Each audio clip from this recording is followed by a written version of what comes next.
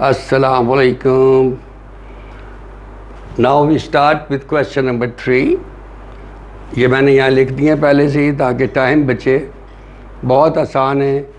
अब आपने ideas develop करने हैं और जहन में ये बातें ज़रूर रखनी हैं। साथ साथ में आपने नोट्स ज़रूर प्रिपेयर करने। अपने नोट्स बनाएंगे तो क्लोज टू द एग्जामिनेशन बहुत आसानी से रिवीजन कर सकते हैं। First question is express the following the parameter p of a square as a function of its area a। ये स्क्वायर आपके सामने मैंने बनाया हुआ है। पैरामीटर का मतलब होता है लेंथ ऑफ द बाउंड्री। सारी की सारी साइडों को अगर ऐड कर दें तो उसका पैरामीटर निकल आता है। सिंपलेस्ट, कोई रट्टा लगाने की ज़रूरत नहीं है। सबसे पहले उसने कहा एक्सप्रेस द पैरामीटर p, तो p आपने पहले लिखना है ज़रूर। P को आपने निकालना है इन टर्म्स ऑफ A। दोनों की वैल्यूज़ लिख ले रही हैं। सबसे पहले आपने कहना है कि let A is one side of the square. यहाँ पे आपने x लिख दे, चले x लिख देते, यहाँ पे x लिख देते। ज़्यादातर बच्चे x को ज़्यादा पसंद करते हैं। We can write down x here. ये ले, ये x लिख देते। Suppose x is one side of a square. Let x be the side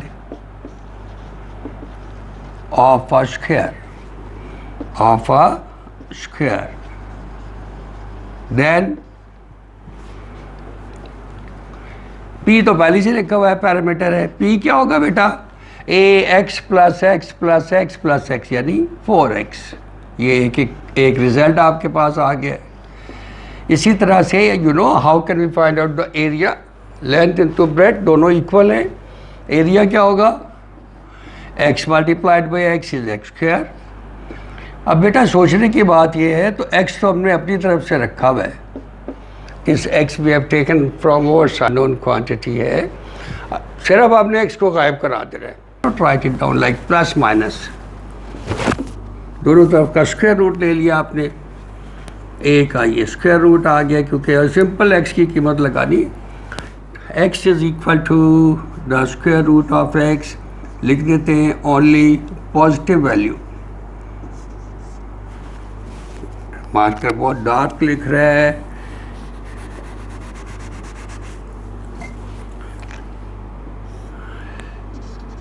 only positive value.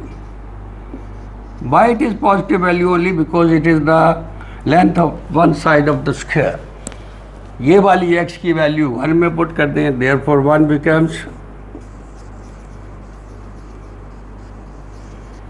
p is equal to this is p is equal to 4 times x। यहाँ x की जगह आपने मिटाना है इसको, ये इसकी वैल्यू फिट कर देनी है 4 times square root of a। अब देखिए बेटा p is written in terms of a। यही लिखा हुआ है कि express the parameter in terms of as a function of its area. ये आंसर है एज रिक्वायर्ड। ये आइडिया आपने जहन में रखना है। It's very simple. The second question is similar to the first question and very simple as well. देखें, the area of a circle as a area of a circle पहले निकालना है आपने। How can you find out the area of the circle? You know that what is the area of the circle? ये circle है ना बेटा, अगर इसका रेडियस जो है r है तो इसका b part, let r be the radius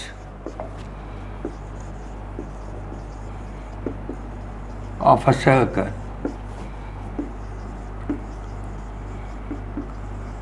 then what is the area of the circle? Pi r square. A is equal to pi r square. A is equal to pi r square. Similarly, it is written that express the area of a circle in terms of its circumference. What is the circumference of the circle? ये boundaries होती है, इसकी लंबाई को circumference कहते हैं। सारी की सारी जो बाउंड्रीज होती है, तो सर्कमफ्रेंस को जनरली सी से डिनोट करते हैं। सरकमफ्रेंस सी लिखा हुआ है बुक में, सरकमफ्रेंस सी। तो यहाँ पे सी जो है सरकमफ्रेंस किसके इक्वल होता है बताइए? 2 पाई आर। 2 pi are. जब भी एरिया होता है ज़रूर स्क्वायर होगा आर का। जब भी वॉल्यूम है तो आर का ज़रूर क्यूब होगा। 3 लेंथ ज़रूर मल्टीप्लाई करते हैं। जब एक ही लाइन हो, सर्कल हो या कुछ हो, तो ये कभी स्क्वायर वगैरह नहीं हो सकता, आर की पावर 1 होती है। अब हमने क्या करना है? ए को लिखना है इन टर्म्स ऑफ सी। तो यहाँ इक्वेशन नंबर 2 में से, इक्वेशन नंबर 2 में से ये 2 है। What we do that, we find out the value of, दोनों तरफ 2 पाई से डिवाइड करा दीजिए। C over 2 pi is equal to 2 pi R over 2 pi. 2 pi से 2 पाई कैंसिल आउट हो गया ऐसे। ये असल बात तो यही वाली होती है। यहाँ से आर की वैल्यू निकल आई। What is R is equal to C over 2 pi. ये आप इक्वेशन नंबर 1 में लिख दें, बस ये आंसर है। या ब्रैकेट लगाएं, इस ब्रैकेट के अंदर से इस आर को गायब करें। 1 becomes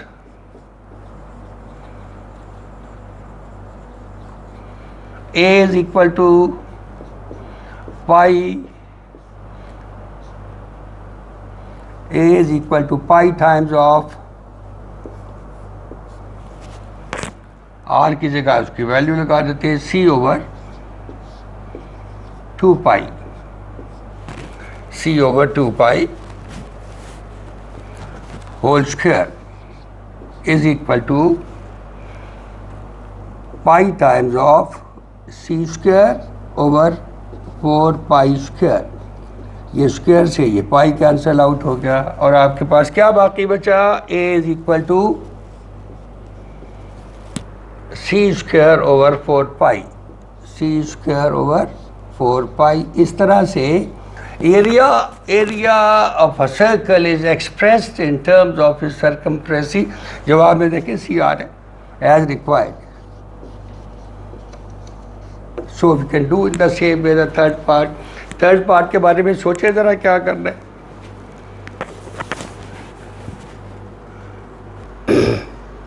Now look at the C part.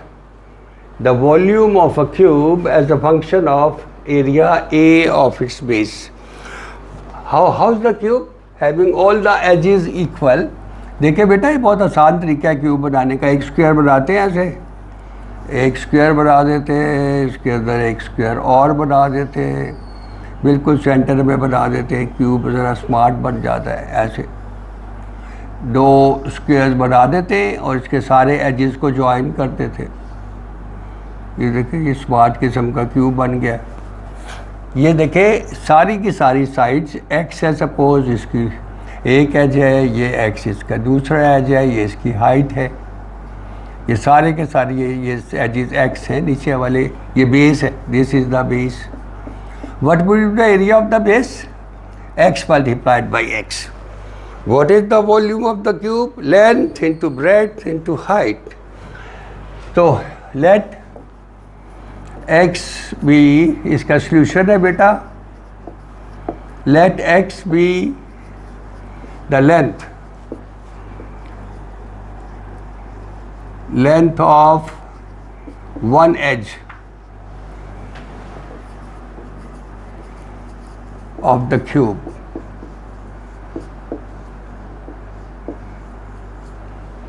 Then its volume is x multiplied by x multiplied by x, x cube. ये फर्स्ट इक्वेशन आ गई। पहले बार बेटा आपने ये ख्याल रखना है कि पहले नंबर पर जो आ रहा है वो पहले निकालना है। वॉल्यूम को हमने निकालना है in terms of a. What is a? Area of the base. How can we find out that? X multiplied by x. Now how can we eliminate? इसमें तो बेटा यहाँ वैल्यू लगा रही है ना इसकी, यहाँ पे एक्स को गायब करके 3 आ रहा है, इसलिए दोनों तरफ की पावर 1/2 करना ज़्यादा बेहतर है। इक्वेशन नंबर 2 के जैसे हमने पहले निकाला था, दोनों तरफ का स्क्वायर रूट ले लेते हैं तो एक्स की वैल्यू आ जाएगी a पावर 1/2। ऐसे लिखते थे इसको, क्योंकि इसकी यहाँ पे हमने वैल्यू लगा दी है इसके अंदर। We can put down a power 1/2 here, so 1 becomes और 1 implies volume v is equal to, यहाँ से इसको गायब कर देते हैं और x की जगह इसकी वैल्यू लगा देते हैं, a power 1/2 whole power 3, power raise to the power raise, ये 3 को ऊपर 1 से मल्टीप्लाई करना है, v is equal to a power 3/2। ये इसका now you can find out कि देखिए बेटा इसका वॉल्यूम निकला है in terms of the area. Question number 4, find the domain and range of the function g। हमने डोमेन और रेंज के बारे में काफ़ी डिस्कस किया हुआ है, थोड़ी बहुत बातें मैं आपको यहाँ पे और बताना चाहता हूँ कि अगर कोई फंक्शन है, मसलन g फंक्शन है, कोई सी भी फंक्शन है, जैसे g ऑफ x में डिफरेंट फंक्शन ले लेते हैं थोड़ी सी, मसलन यहाँ पे लिखा हुआ है 1/x - 1। अगर बेटा x की जगह पे 1 रखें तो ये इसका इन्फिनिटी बनने का चांस है। तो at x is equal to 1 g of x is not defined. Denominator में जब भी टर्म आ रही होगी उसको 0 नहीं होना चाहिए। For the real value of g of x we must have x - 1 not equal to 0। तो यहाँ x is not equal to 1, x is not equal to 1 अगर आप यहाँ पे रखेंगे तो इसका मतलब है कि इसका डोमेन में 1 शामिल नहीं होगा, बाकी इसका डोमेन होगा x की सारी कीमतों का set. Domain is equal to all real numbers excluding 1। ये इसका आंसर है बेटा। Some time it happens so, question में दिया हुआ है अंडर रूट जब आ रहा हो, अंडर रूट के अंदर जब कोई नंबर आ रहा हो, मसलन -4 लिखा हुआ है, तो इसको लिख सकते हैं -1 मल्टीप्लाइड बाई 4, दोनों का अंडर रूट अलग अलग ले सकते हैं। तो -1 अंडर रूट इज आयोटा। तो बेटा जब किसी एक्सप्रेशन में आयोटा आ जाता है वो भी अनडिफाइंड है। तो इन चीज़ों का ख्याल रखना है, जहाँ जहाँ पर फंक्शन की वैल्यू अनडिफाइंड हो रही हो, अनडिफाइंड आपकी सिलेबस में, इंटरमीडिएट के सिलेबस में क्या कब होती है, जब आयोटा आ जाए, जब इन्फिनिटी आ जाए। Look at the first question now, solution of the first part. देखिए बेटा क्या इसमें कोई चांस है इन्फिनिटी आने का? g of x is equal to 2x - 5, क्या इसमें इन्फिनिटी आने का चांस? डिनोमिनेटर ही नहीं है। क्या इसमें आयोटा आने का चांस है? अंडर रूट भी नहीं है। तो x की कीमत आप इसमें जो मर्जी लगाएं, ऑल रियल नंबर्स लगाते चले जाएं, तो इसमें ना इन्फिनिटी आएगी। इसका मतलब है g of x is defined for all values of x। इसका मतलब है domain is equal to the set of all real numbers. Similarly जब हम यहाँ सारे के सारे रियल नंबर x की जगह पे रखेंगे तो जो वैल्यू ऑफ द फंक्शन आएगी ये y के बराबर होती है। इसको आप कहते हैं all the values of the function क्या होती है बेटा? ये डोमेन ऑफ, मैं पूरा लिख देता हूँ, g is equal to r। इसी तरह से रेंज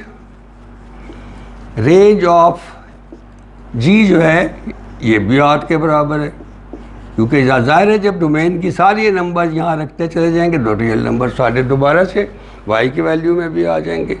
तो value of the function image set बनाती है, and you know that image set is called the range of the function. इसी तरह आप देखते हैं सेकंड पार्ट में g ऑफ x में देखें बेटा, यहाँ पे अंडर रूट आ गया। अंडर रूट के अंदर तो आयोटा आ सकता है। आयोटा कब आता है? जब अंडर रूट के अंदर वाली टर्म जो है नेगेटिव हो जाती है। तो यहाँ पे x² - 4 नेगेटिव कब होगा? देखें x² g of x is not defined when x² - 4 is negative, का मतलब है लेस देन 0। इन्फिनिटी आने का चांस नहीं है, क्योंकि डिनोमिनेटर में या नीचे वाली टर्म में x आ ही नहीं रहा।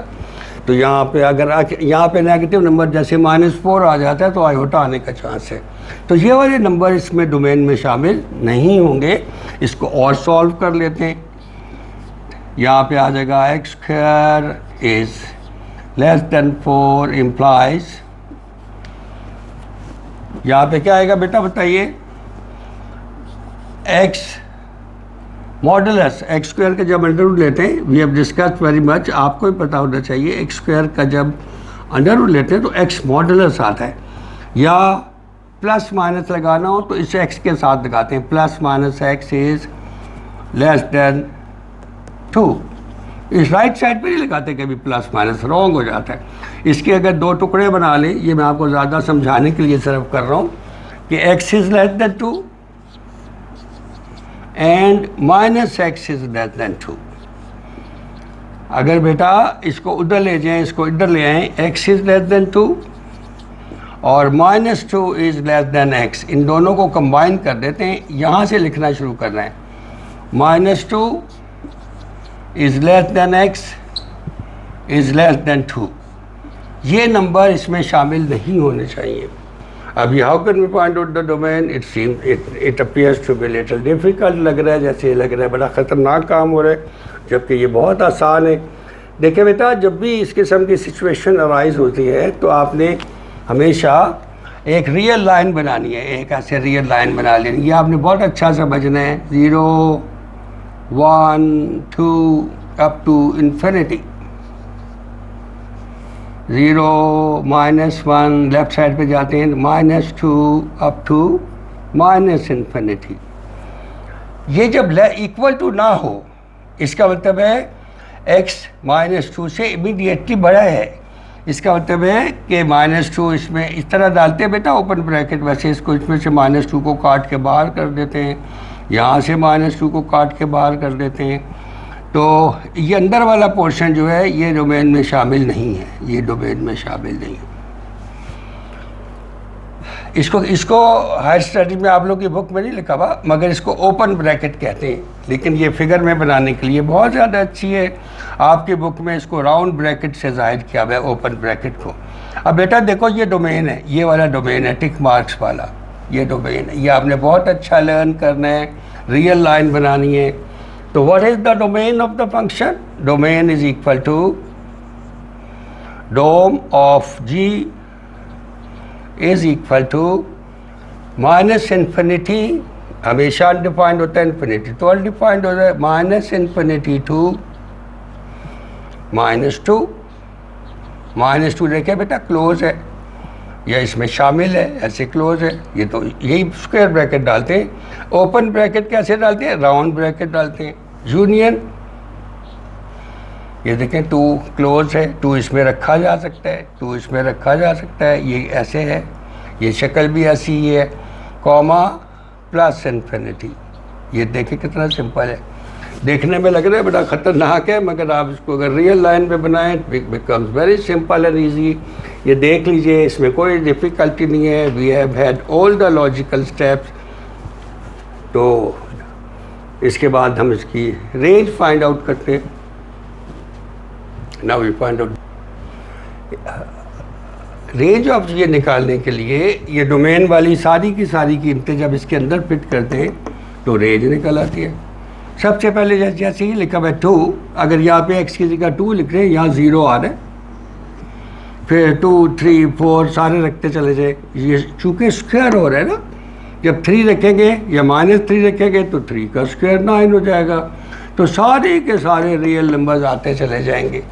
इसका मतलब होता है बेटा 2 के बाद 2.1 भी रख सकते हैं, 2.2 भी रख सकते हैं, मगर ज़रूरी बात आपने ज़रूर ये समझना है कि x के, ये हम आपको सेपरेट भी लेक्चर देंगे, बताएंगे, समझाएंगे अलग से। जब x ये हमेशा ग्रेटर देन और इक्वल टू 0 होता है, 0 के बराबर होता है, ये भाई नेगेटिव नहीं हो सकता। ये जब इक्वेशन में सॉल्व करके प्लस माइनस लगाते हैं तो प्लस √x और माइनस √x तो लिखते हैं, लेकिन अगर ऐसे लिखा हो इसका आंसर कभी ऐसे नेगेटिव नहीं आ सकता।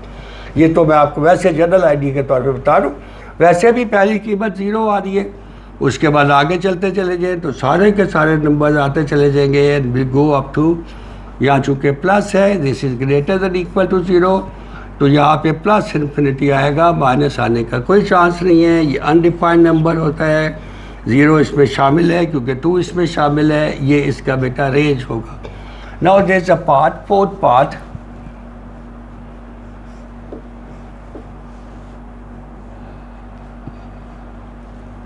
third part. What is third part? Third part is similar to this. It's very easy. जल्दी से बताइए तो इसका क्या होगा बेटा? स्क्वायर रूट आ रहे अनडिफाइंड कब होगा ये? g of x is undefined.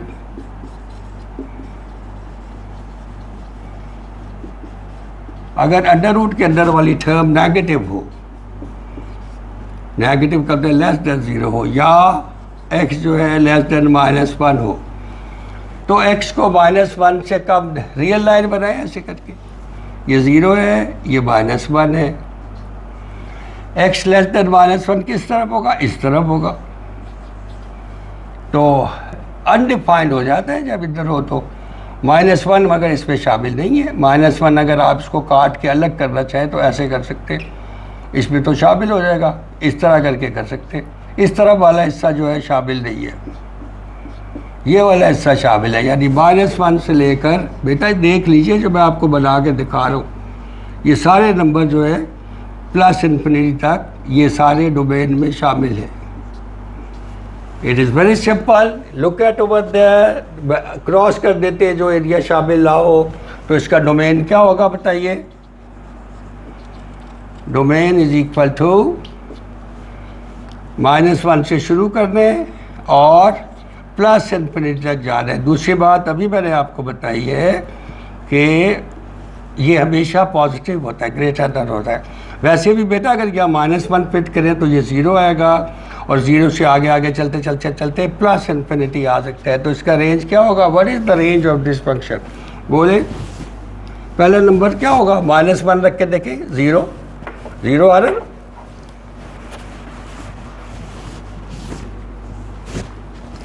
तो range of g is equal to 0 is included and infinity is excluded, ये होगा। और last part is not the last but the fourth part is